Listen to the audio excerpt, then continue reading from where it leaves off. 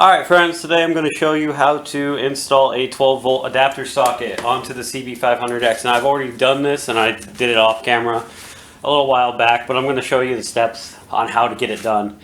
That way, if you have questions or whatnot, you'll have video to show you how to install it quickly and easily.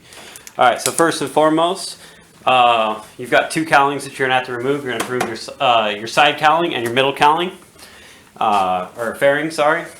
So it's really easy to do. The first and foremost, we need to remove our side fairing. So I'm going to have to pull the seat off. Move my manual.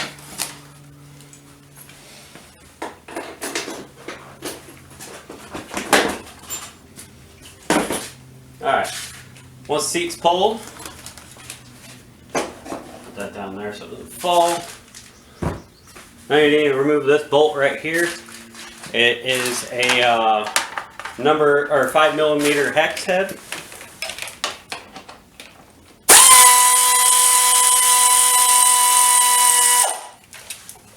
So once that 5mm hex head's out, then this panel quite literally just pops off. You have to be a little careful about it though. So there's a clip down here, there's a clip right there, and a clip there. Pulls right off. So now you have access side cowlings off.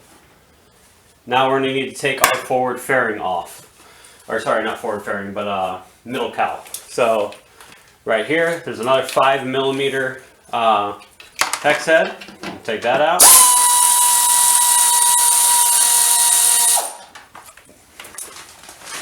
Put that off to the side. Alright. Now I'm going to have to do some movie magic. So give me a moment.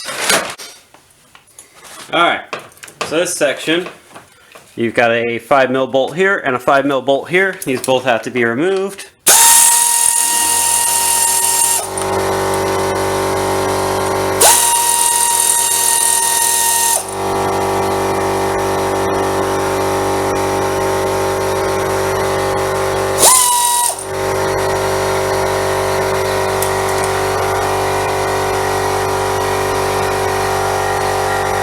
So now those have been removed. There is a pinhead clip that was, let's see, there, right here. Let me show you. It's kind of hard to see. Oops. Take it off your mouth. So there's a pinhead clip right there at the bottom of the nose. And you're going to have to push that in a little bit.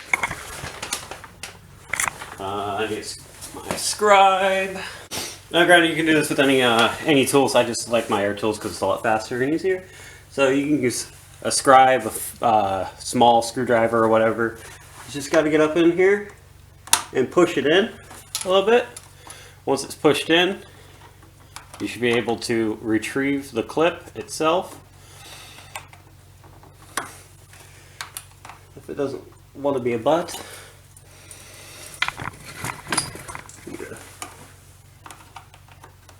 There it goes.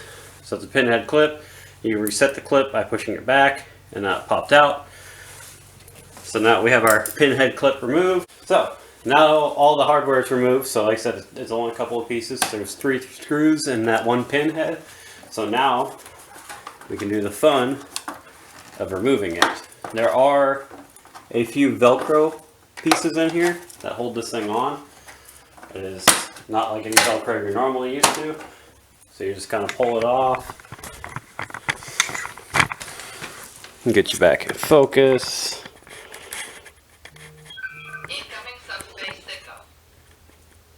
Alright, so it's on. So you're going to pop here, free this Velcro, right?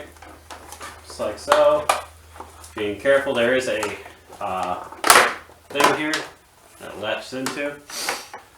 So once you get it down, you're going to unclip your 2 wires for your turn signal. Yes, I know mine's broken. My wife dropped the bike when I was giving her a lesson and I had to fix it real quick.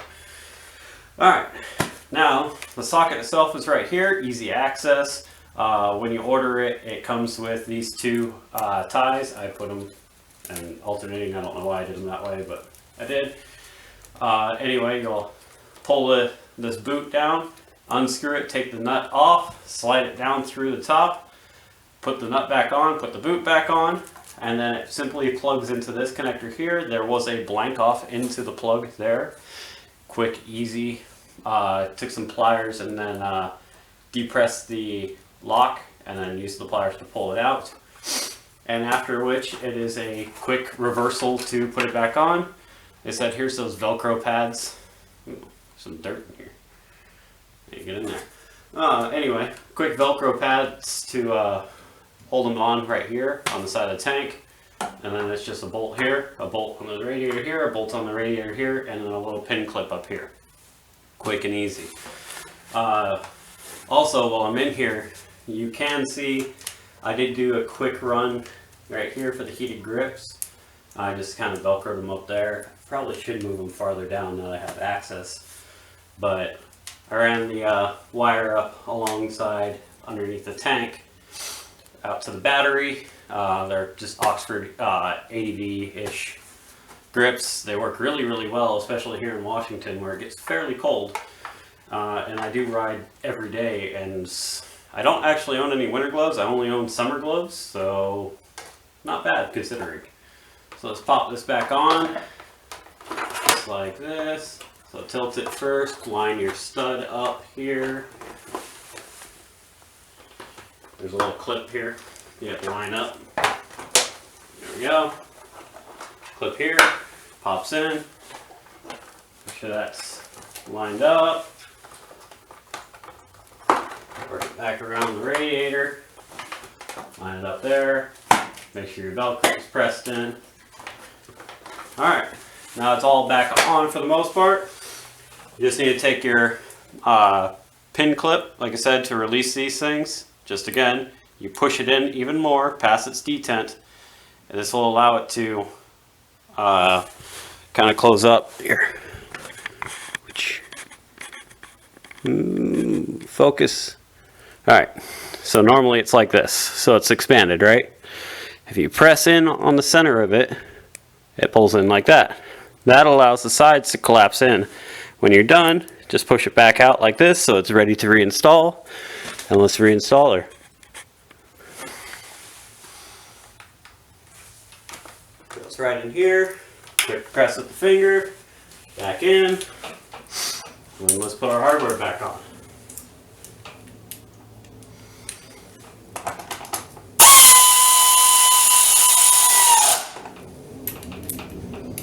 I am being careful not to over torque these, so I'm stopping early.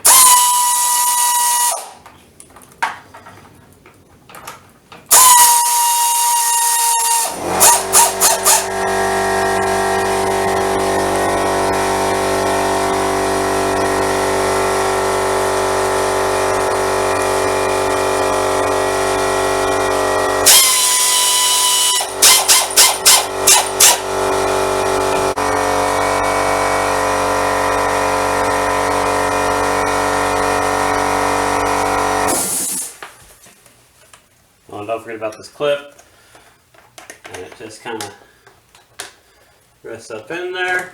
Plop it in, plop it in, plop it in. Bob's your uncle. I missed the clip. There's a lower clip. Pull it back off. I almost forgot about this lower clip. It clips into the frame right here. It's actually easier to put that on first, then angle this one in. Pop, pop, pop. Lower cowling fairings on.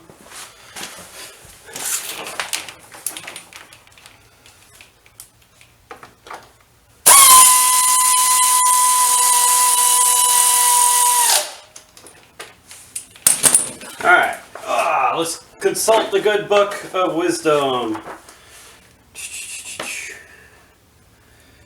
And make sure that there is no particular torques for this.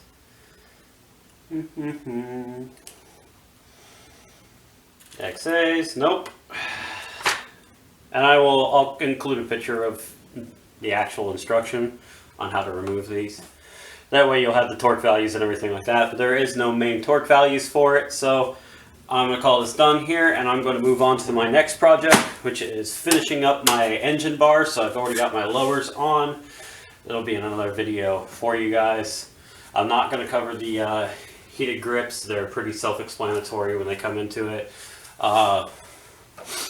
These levers are actually kind of nice, so they fold up, and then the bar ends are only $15 to replace.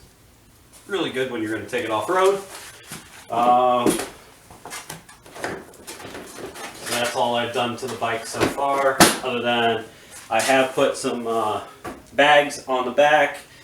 They're shad bags. They come with pretty decent instructions. I can, here, let's hop up and see if I can real quick. Show you real quick.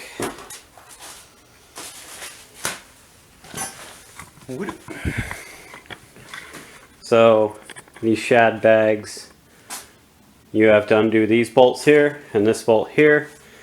Torque values were, shoot, I don't remember. I'll have to look them up for you and I'll throw it in there. But you unbolt this, unbolt these. This bar then comes off, and you can fit this angled piece in up underneath. And then it bolts into the passenger peg on this side. And on this side, for the lower half, it bolts into the muffler hanger right here. So I used most of the original hardware and some of the stuff that came with it. I did run into one problem, is that this one I've had to bend a little bit, and you can kind of see the other one here. So that one I had to bend a little bit, and same with that one. They were bent up so high that it made it hard to actually open and close the bags. This one I still got to tweak a bit more because it's still a little tight, and it rubs against the grab rail right here. So I've got to do a little bit of tweaking to get that to fit, and once that's done, it should be good to go. Alright, well that should conclude the how-to of installing a 12-volt outlet right there onto the bike. I will try to keep up with the comments. I don't do this on the regular. I just kind of am doing this because I run into a lot of problems trying to find stuff for this bike in the US, and well, now at least I can help somebody figure out what to do with the bike. Anyways, AZ Rider signing out.